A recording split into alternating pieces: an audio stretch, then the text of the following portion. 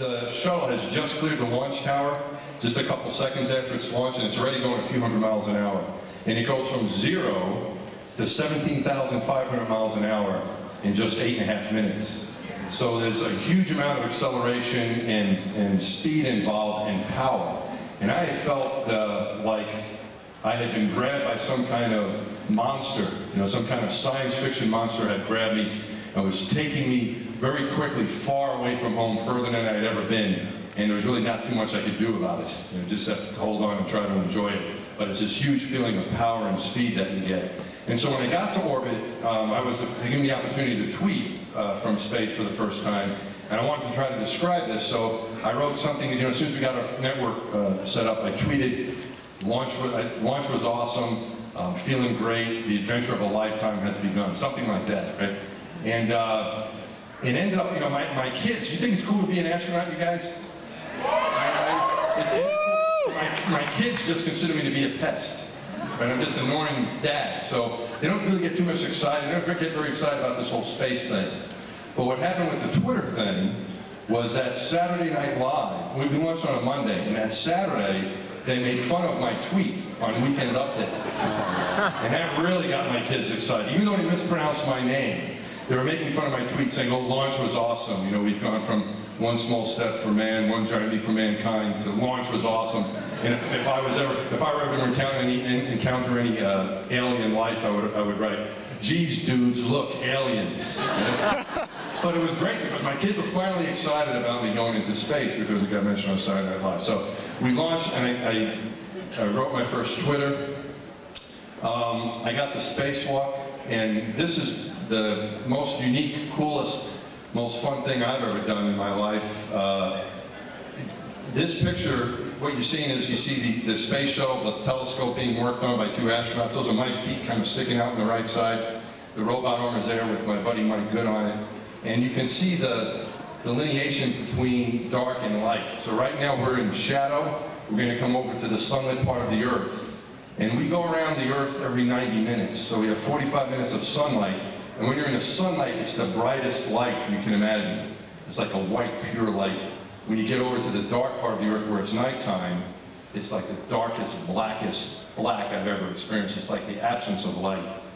And that's what you see there is that line between night and dark, between night and light, day and night. And it's kind of cool because the Earth is rotating below you, and you see that line tracking across the world. So you see the sun rising on some part of the Earth and setting on another. It's kind of cool. So we took some video. We had cameras actually mounted on our helmets. That's a standard thing. And I'm going to show you some video from our spacewalk. Reflection in the aft shroud of the Hubble Space Telescope as he prepares to open the doors. That's from my helmet camera, and you would see my hands move around. So a lot of this comes from our helmet cameras, one or the other. So that's from Mike's helmet camera. That's me inside of the telescope working, and we're removing a gyroscope. And that's from my helmet camera, handing the thing out to Mike.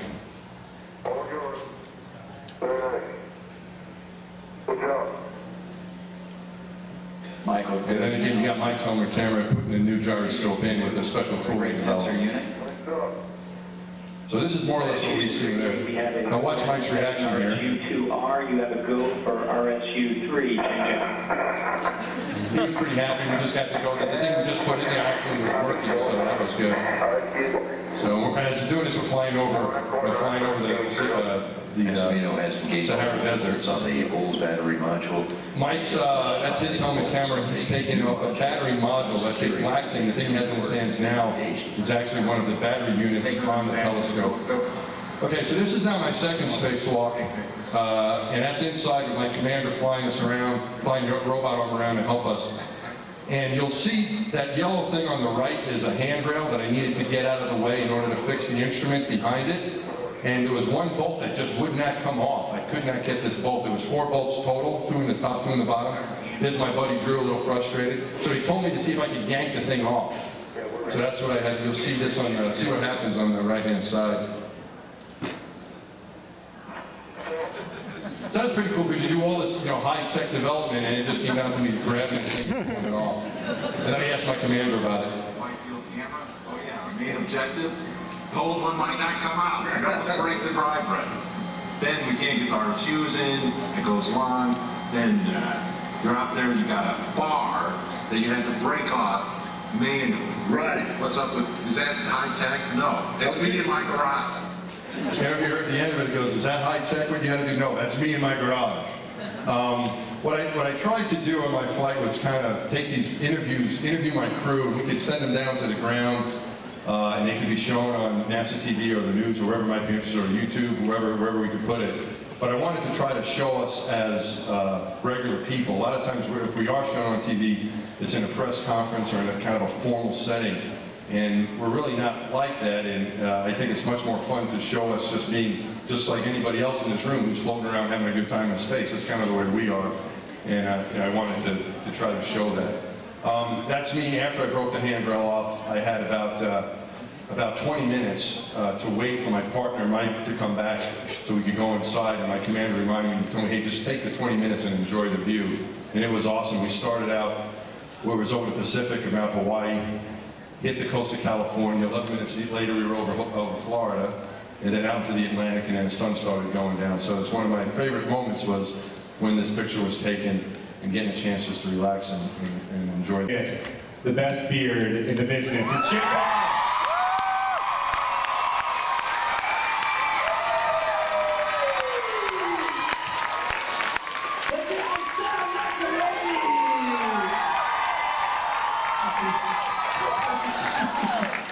I told you, don't break your arm or anything. Sam, his middle name is Cocaine. Hey, is this the Hi, everybody. Everybody stand up right now. Hey, everybody.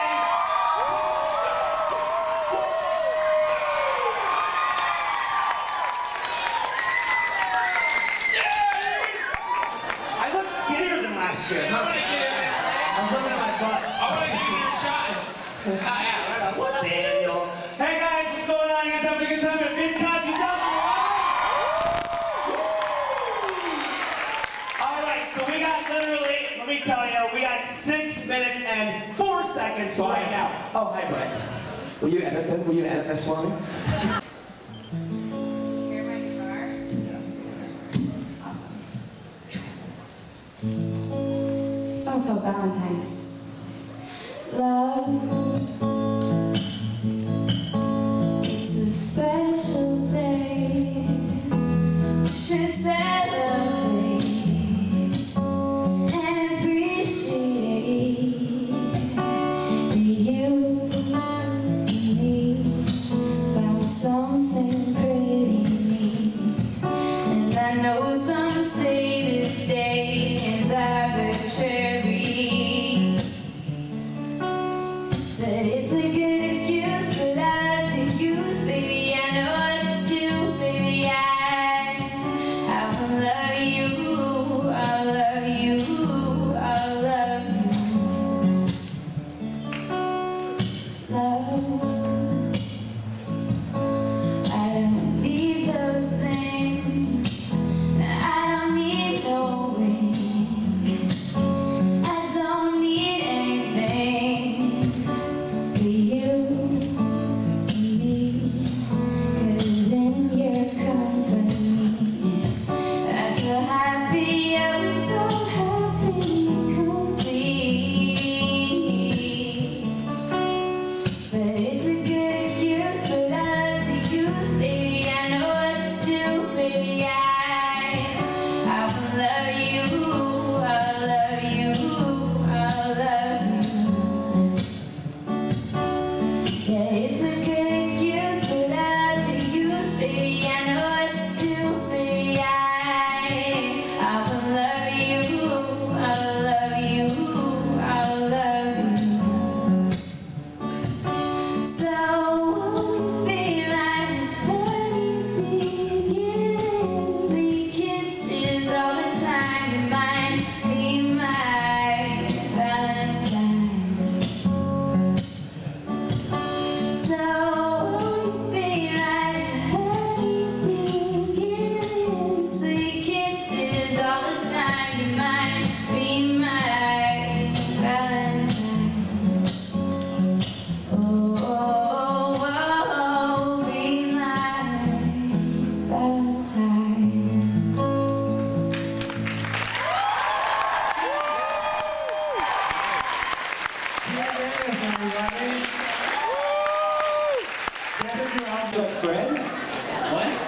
exactly like Fred. Yeah, I get that a lot. Yeah, that's totally weird. You don't really sound like him, though. Don't really? You don't really sound like Fred. So I kind of do? You said don't really. Sorry.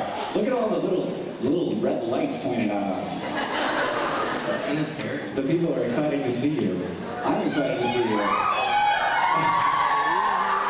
Thank you. Thank you, Margaret. Yeah.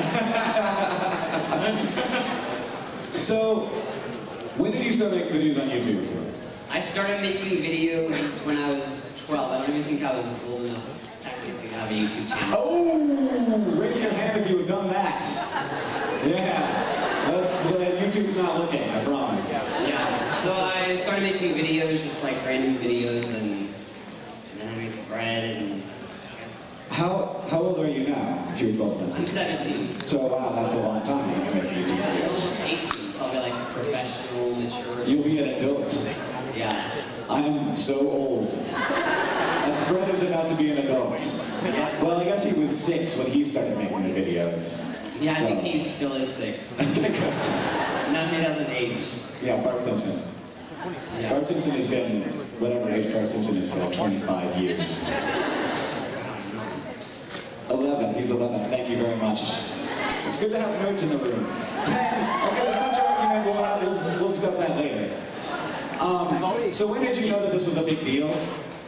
Well, I mean, it got a lot of views and stuff, and I mean, that was always just like a number on a computer screen, so it didn't really seem real. Like, I was like, yeah, it has a lot of hits, and I thought that was cool, obviously, but it didn't really seem real because it was just on the computer screen. It started getting, like, I realized it was like a pretty big thing or whatever when like people in real life, not that YouTube's in real life, but I mean, when people like started like recognizing me and stuff, and that's Right. Yes, the first time that happened to me, I was like, oh my god. I was at a They Might Be Giants concert, so there was kind of a high chance that there would be a nerd there.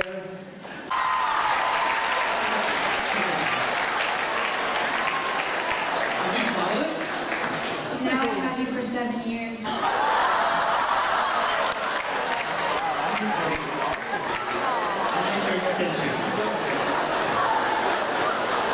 I just realized somebody out there might have a knife, so maybe I shouldn't be doing it. Was that planned? That was so planned. actually, No? Oh, that was good though. Go for it. Alright, so, should I actually run around? Is that... Or do you want people line up? Yeah, line up to give in questions for Shane, Dawson. Oh, there is a microphone. Okay, yeah, I brought it out.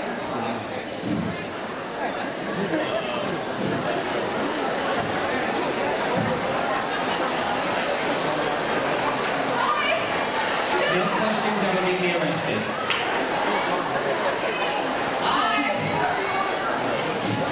Go get it, boy. Go get it. What do you want me to write?